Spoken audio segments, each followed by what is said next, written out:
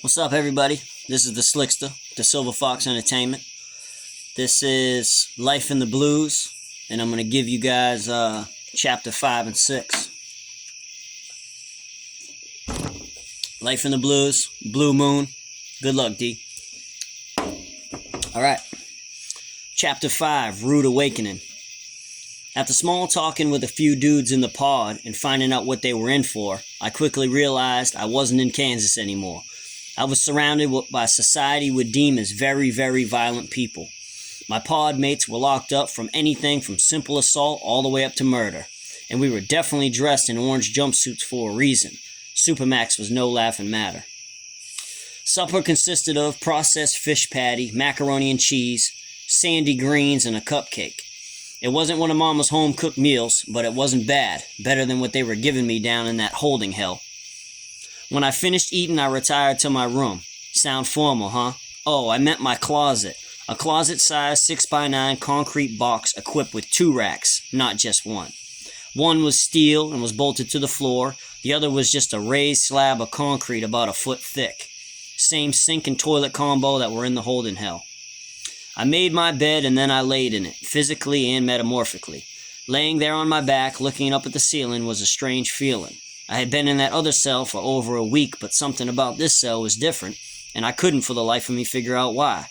Until the door swung open and my brown-skinned cellie appeared in the doorway. He looked at me and said, "What do they call you?" I said, "Slick."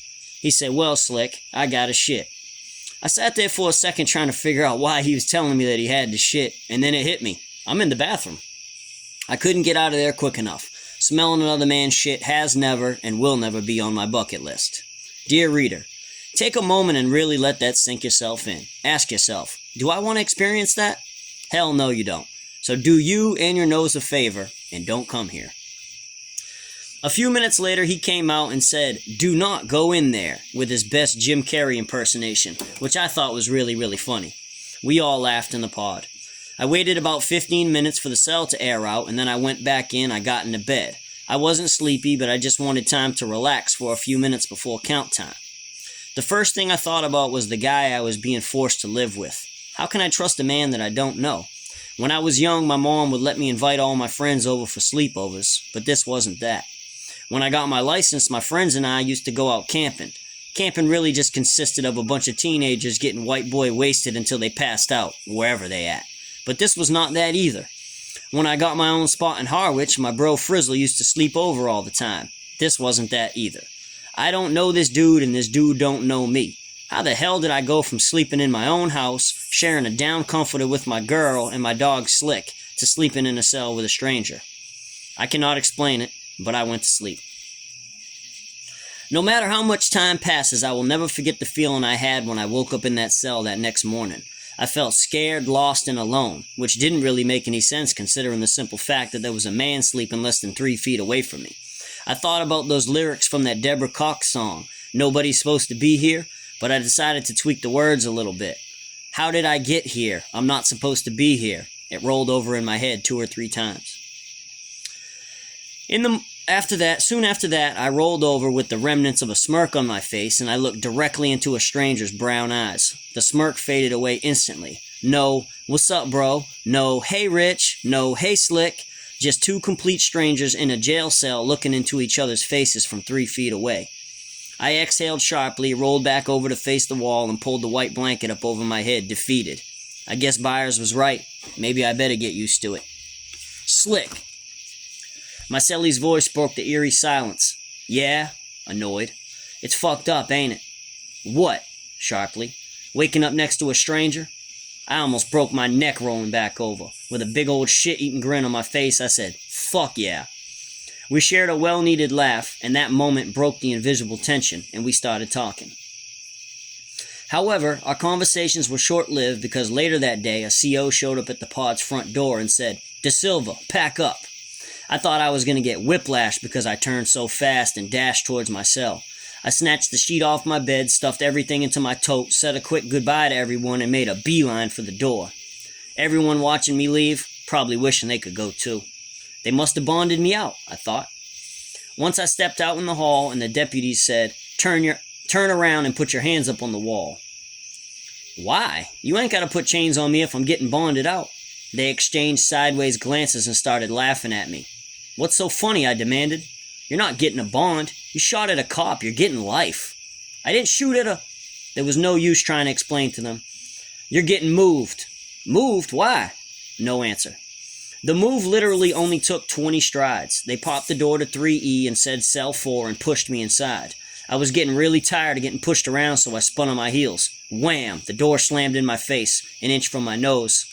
I looked around and saw a new set of strangers. Why the hell would they move me from J to E? I wasn't even there for a full day. An old black guy with snow-white hair laughed and said, to fuck with you. Cell number 4 was at the back of the pod next to the toilet. Oh great, now I get to listen to the sound of people pissing all night. I knocked lightly. Yo. I peeked around the doorframe and saw a stocky brown-skinned dude about my age. Hey man, what do they call you? Bowflex. That's what's up, I'm slick. His eyes narrowed. What's that supposed to mean? With attitude. My mind started to race trying to figure out exactly what he was asking. Is he trying me? What does what mean? Firmly. He smiled. What you said? That's what's up. I smiled. Oh, it's a saying. That's cool. That's like where I'm from. We all talk like that. He smiled. I never heard that before. You ain't from around here, are you? Nah, I'm from Mass, but I was living up near the Berg. The Berg? Which one? Frederick's... He snapped his finger like he had just solved a math equation. I knew it! You that white boy from the news. We started talking. Bowflex said that he ate a bunch of Coricidins, started robo-tripping, hopped in his Nissan Maxima and got into a high-speed chase with the police and crashed. Told me they gave him 7 years. How long you been here? I asked. Almost a year. I should be going up the road real soon.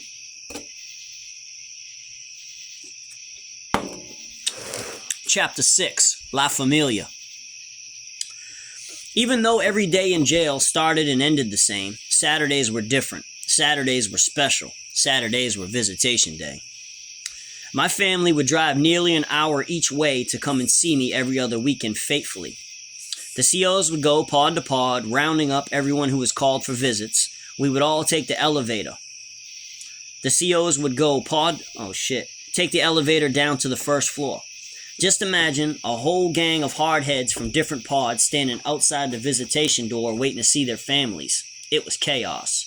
Especially when some of the guys had co-defendants and they were looking to catch that wreck. Kind of like going to the mall on Black Friday. The CO would use his key to unlock the door and we would all rush inside. The quicker you got inside, the longer you could visit. It's just math. There was always a little confusion when you got inside because you could not see anyone. So you would have to walk back and forth, looking side to side, trying to find your people. The visit was non-contact, but just seeing their smiling faces was good enough for me. The dance floor was divided into 16 cubicles, 8 on each side. The partitions separating the cubicles were concrete and the stools were concrete, the tables were steel, and there were big panes of glass separating you from your people. On each side of the glass hung a phone with no keypad. Yep, face-to-face phone calls. The moment I saw my family, I would die a little inside. It was so bittersweet my mouth would go dry. There was no better feeling when you're locked up than seeing the people you love, but not being able to hug them was the hardest part. I firmly believe that jail is designed to turn you into a monster because it slowly steals away your identity. I would sit there wearing my hopeful mask, but inside I felt like a caged animal. My family would pass the phone back and forth to each other. Their words were warm and happy and hopeful, but no matter how much they tried, they couldn't disguise the sadness behind their colorful eyes. My mom would tell me all about the houses she had sold. My dad would tell me about the landscaping jobs he'd done. My sisters would tell me about how they were doing in school. While they spoke, I would look deep in their eyes, trying not to get lost. I loved the way their voices sounded, but hated when they went silent. Every time they got quiet, I would think about them wanting to take me home with them. I tried my best to blink away the tears and act tough, and they gave me strength for that. It's easy to be weak, and it's hard to be strong. About an hour later, the COs on the freedom side would tell my family that our time was up. They would all stand up, put their hands up on the glass. I would follow suit. I wouldn't remove my hand until they were out of sight. Something about me leaving them again did not set well with me. Every time they left, I would get a mild case of separation anxiety. On their way out, they would drop off money for commissary so I could go to the store. My family looked out for me as much as they could, and one day I'm going to pay them back. tenfold, and I mean that shit. The walk back to the pod was always a drag, literally. It felt like I was leaving a piece of myself behind every time, and I often wondered how many more times I could do it before I was lost forever.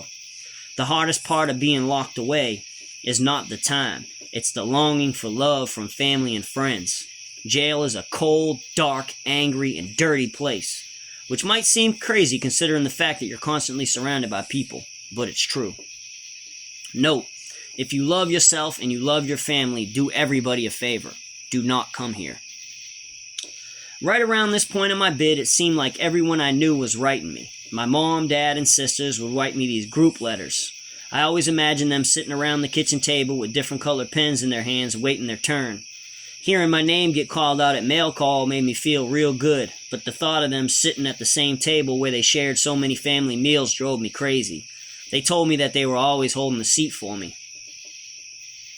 I could expect at least one letter a month from Cheddar, Frizzle, Steve-O, his dad Robert, Jess, Ashley, Katrina. My friends would tell me all about what was going on in their lives and all about what was new and exciting on Cape Cod. And every single one of them would write something to the effect of, "Are you still coming home when you get out?" I would always tell them, yeah, but honestly I was unsure. You know, misfortune reveals true friends. Brittany also took the time to write me. She would write things like, "I'm waiting for you and I can't wait for you to get home." She even sent me money a couple times. I knew in my head that life had to be hard for her and figured that she would not hang out for very long, but I didn't want to push away until I knew what the future had in store for me. She was a witty and pretty girl, and she wouldn't have a problem moving on. Honestly, I often hoped she would just pull the Band-Aid off, forget all about me, and move on. That all changed one night. I heard a CO yell, "Da Silva, mail call." I got a letter from her saying that she was pregnant and there was a 50-50 chance it was mine. I read that letter at least 10 times back to back and it wasn't even that long. That letter changed my life. It gave me hope. But when you're in jail, hope is a dangerous thing because you keep it too close, it'll consume you. But if you let it get out of sight, you'll lose yourself. That's a bittersweet symphony, that's life. One side of me wanted the baby to be mine so I could start a family with her when I got out. And the other side of me looked like at the worst case scenario. What if I go to prison? She's going to have to raise a baby all by herself? That's it. That's chapter 5 and 6. I'm trying to do 2 chapters at a time and be like right around 12-15 minutes.